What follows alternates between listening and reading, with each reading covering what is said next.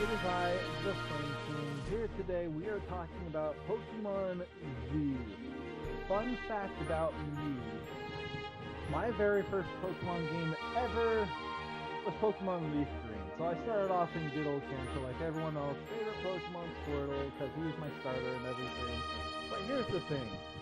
When that was my first game, it was because my cousin was letting me borrow it. I was playing without saving so I didn't erase his stuff. It was fun. I didn't complete it because of what I just said. I really badly want my own copy of Leaf Green now. So my first actual game of Pokemon that I owned, that I completed, was Pokemon X. And while that was fun, I even noticed then that there's a few problems. So I waited for Pokemon Z, especially as the anime was ramping up how awesome it was. And it's like, yeah, I can't wait for games that let me have my own bonded chestnut. And then nothing. Kind of awesome. So today, I want to talk about a hypothetical Pokemon Z if it happened back when. So obviously this would have been before Sun and Moon even got revealed. He would have known nothing about Alola, Galar, Dynamaxing, Terrestrializing, etc., etc. But jumping into it, I wouldn't have made it Pokemon Z. I would have rather made it Pokemon ZX and Pokemon ZY. And that's because there is something special with having the dual versions. I know typically, like, people are like, oh, we need Pokemon Emerald, Pokemon Platinum, Gray, Pokemon Z, Pokemon Star. That's like Pokemon Giant. But I feel like Ultra Sun and Ultra Moon had the right frame of mind. I feel like that's probably should have how it been all along. I mean, not trying to crap on the earlier generations, because that was back when, like, they surefire knew what they were doing. Now it's all about just money. That's probably not it. Please don't quote me on that, but I think this would have been quite a bit more at home. Let's look at the rest of what I have in store. So here are the starters. Of course, we know about them already, but we'd also get Astro Ninja. That's it, nothing else. We gotta have some bonded forms for Chestnut, for Delphox. This would not be Ash Greninja anymore. These will all be Battle Bond forms. So Battle Bond Chestnut, Battle Bond Greninja, Battle Bond Delphox. And of course, I gotta give credit to all the different artists because, especially since I didn't even ask. And like, I got these from a lot of different places. I just kind of Googled. So this is from someone by the name of Lunar Serade on Loser Serenade over on DeviantArt. By the way, go support all these people over there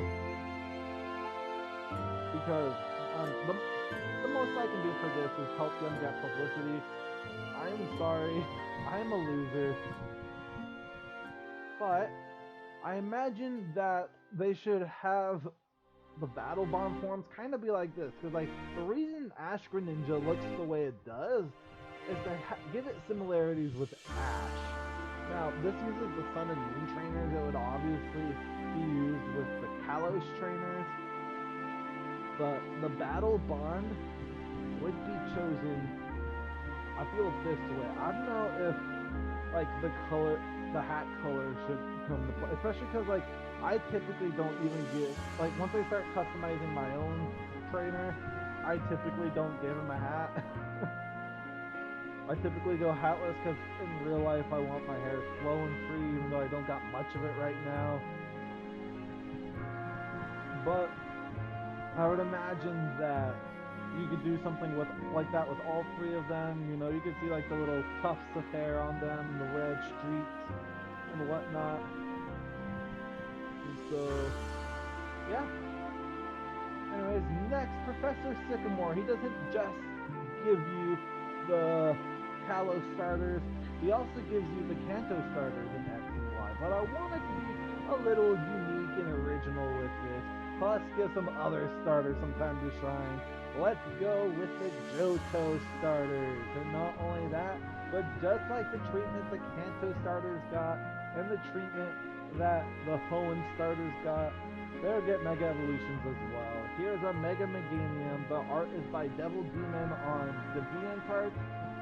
I can't remember if this was the original typing he gave it or not. I would imagine that a Mega Meganium would become Grass Fairy. I feel like that would really help boost Meganium to the kind of where it should be, honestly, because Meganium, no offense against Meganium, it is not the best, but I feel like this would give it the boost, to give it that bit of edge in battle that it really needs, that it can really become awesome.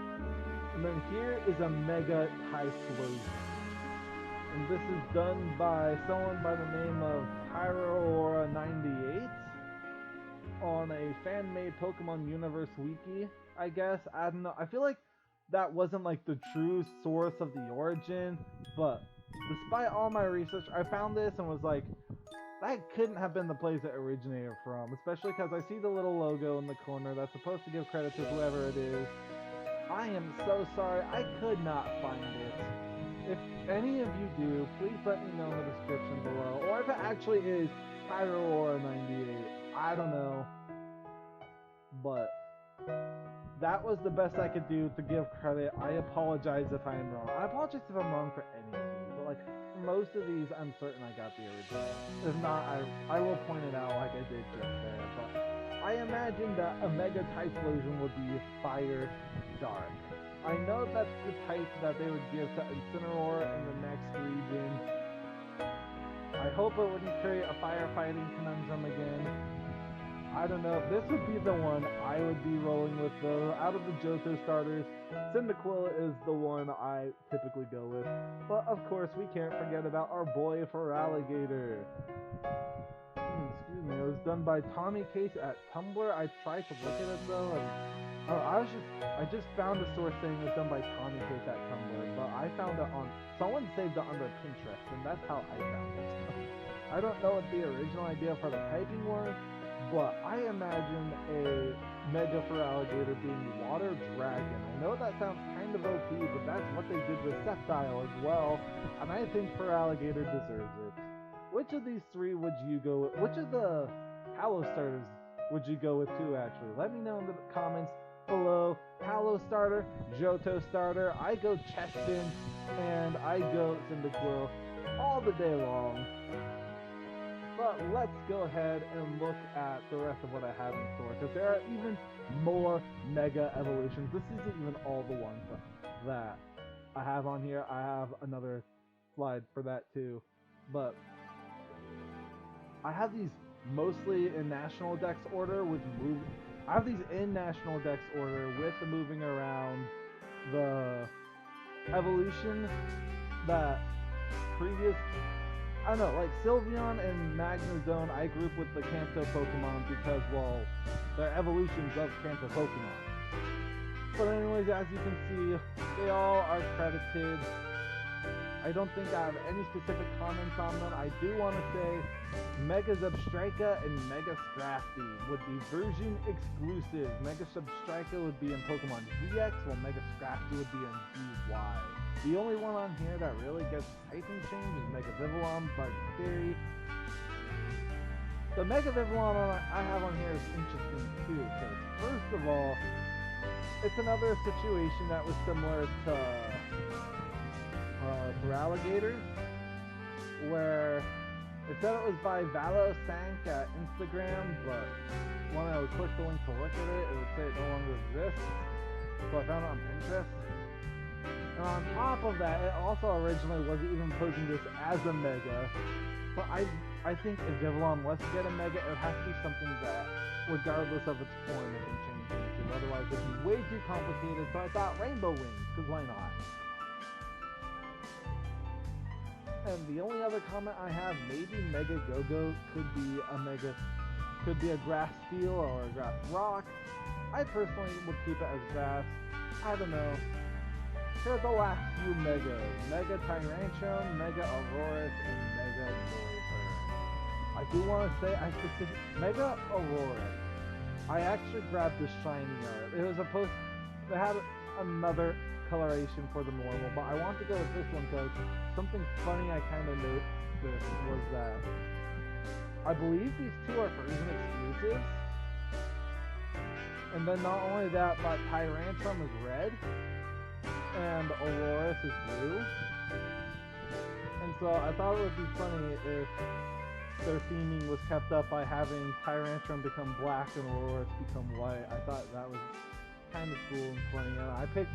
I wanted to also say I picked this specific picture for Mega Noivern just because it was the only one that incorporated the speaker, whatever you would call those, into its design, which I think is the most obvious thing to do with a Mega Noivern, simply because, like, speakers and noise and music, that is a part of Noivern's original design. In fact, Noi comes from noise.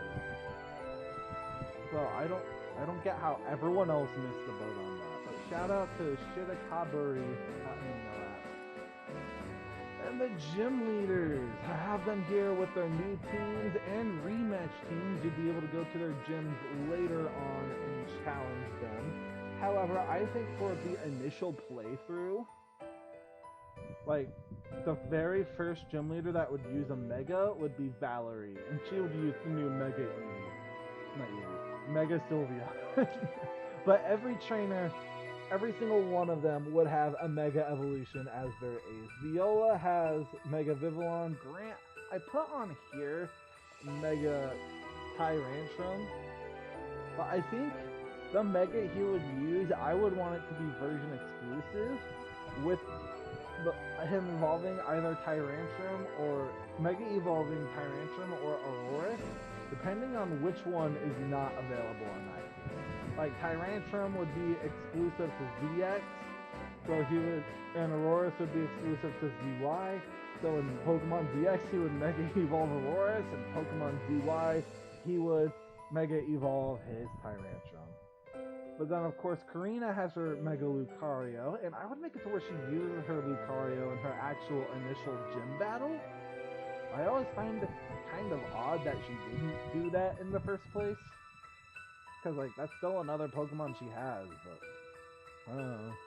But then, of course, Ramos would get his Go-Goat, Clement would get Mega Magnezone, Valerie would, of course, get Mega Sylveon, Olympia would get Mega Alakazam, and Wolfric would get Mega Abomasnow. And I do want to say I have some in-lore reason for why you would have to wait all the way until the 6th gym to use Megas. And it's because Pokemon X and Y tried to push this whole Megas are new and mysterious, we don't know anything about it, and I feel like that was the excuse they went on for why they originally didn't give any gym leaders Megas aside from Karina. So I feel like in-game universe lore for here is that using them too early on would be a bit of an unfair advantage because it's still being posed as the same way. Of course, all the gym leaders should and do have Megas like they do here, but of course you want to see the rest. Here's the Elite Four and Champions. Now you might be wondering why I gave Seabold Mega Gyarados when my Sander uses Mega Gyarados.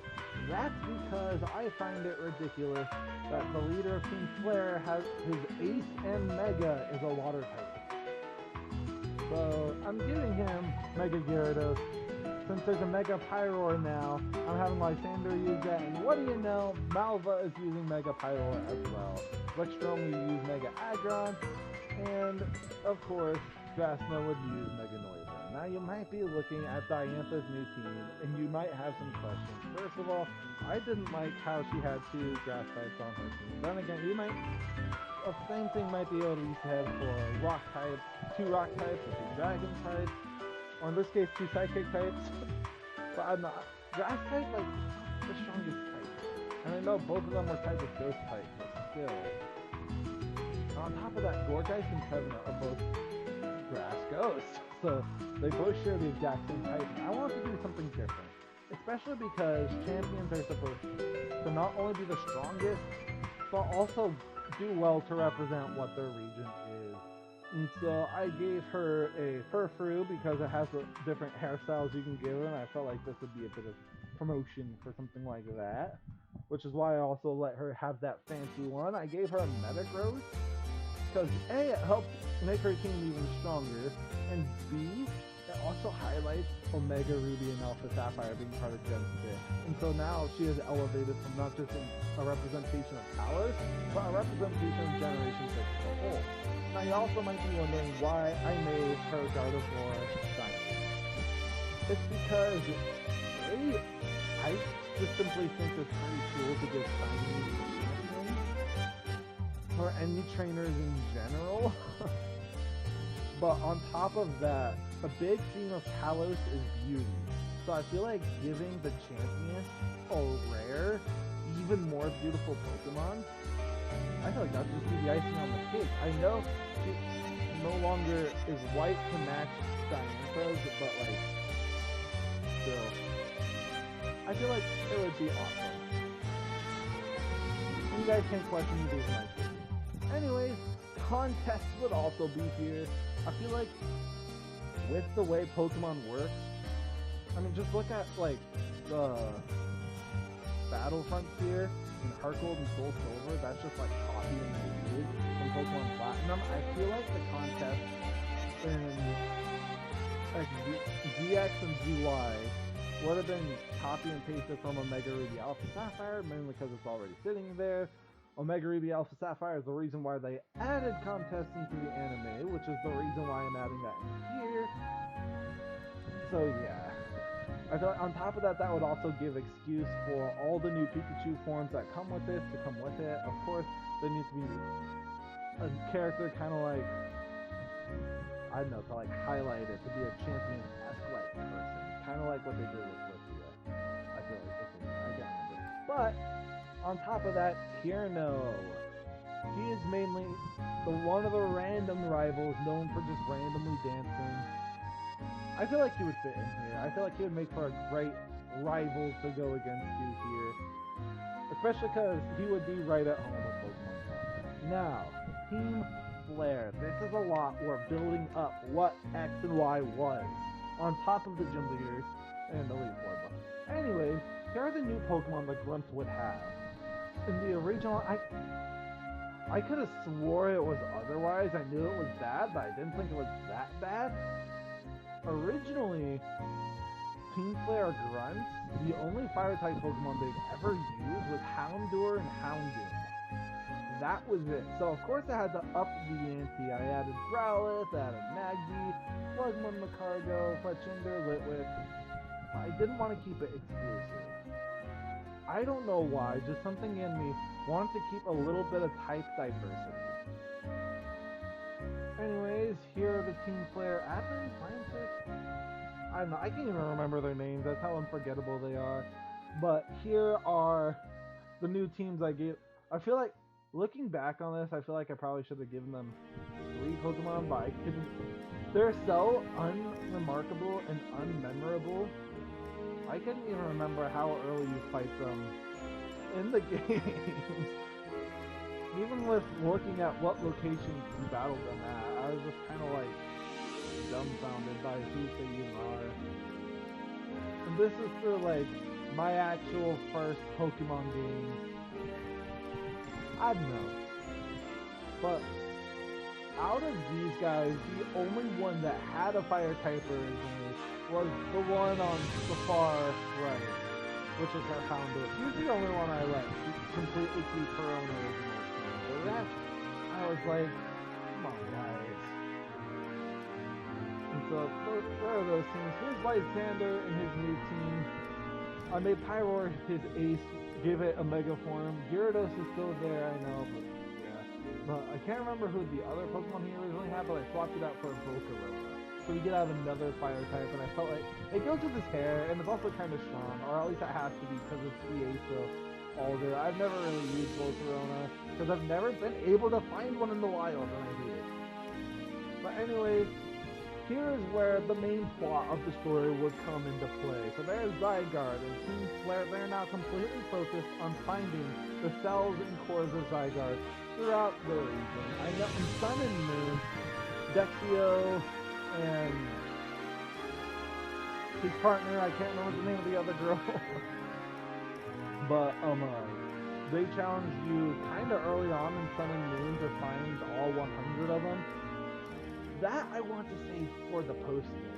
For the base game, well, not completely the post-game. I'll talk more about that in a sec. But for now, Team Flare are the ones caught up in finding them. And in fact, the story is kind of reworked around this. Anytime they're caught messing around at different places, this is what they're doing. Now,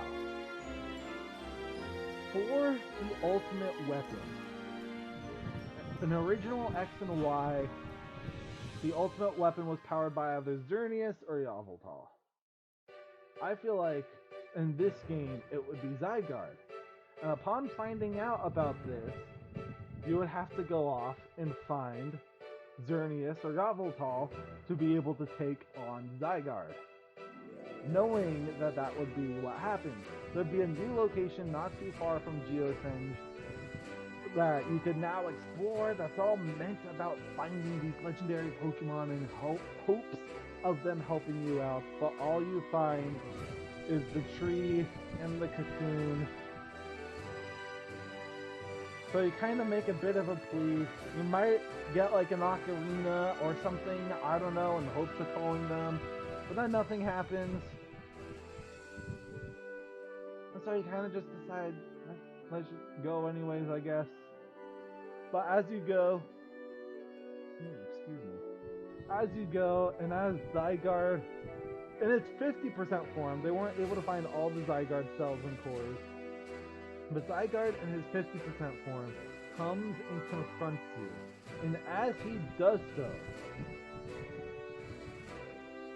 Xerneas or Yveltal will come to your aid. And I would want to treat this as a bit of a precursor to the totem battles. It'll be treated like a double battle where it's like Xerneas or Yveltal is working with you to defeat Zygarde, and it won't let you throw Pokeballs because, again, it's treated like a totem battle, and in totem battles you don't really do that. But then I feel like after you defeat it, Zygarde would then take over Xerneas or Yveltal. Because, like, look at its cells and cores. I can imagine it having a bit of a gooier, like, formation, I guess. And I can see it just dissolving itself into Xerneas or Yveltal, giving them new forms, and then you have to battle them. And then once Xerneas or Yveltal is free, that's when you get your chance to catch it. I feel like that would be an epic climax to the story. And then on top of that, from there, you get Xerneas or Yveltal with you, of course, and you defeat Team Flare, and then from that point is when you're allowed to start looking for and finding the different cells. And eventually get 100%. And that is all for hypothetical Pokemon Z or ZX and ZY. Let me know what you guys think. Let me know in the comments below. Again, let me know about those starters as well, and maybe think about subscribing and hitting the bell icon. If I could remember what it was. It's been so long since I've done this. Wow. But all that does is let you know when I make more videos like this, and it also lets me know you guys are interested and that you care. It's definitely hard trying to get back into YouTube right now with so many things going on in my life, but thank you all for watching. I hope you all enjoyed and have a wonderful day.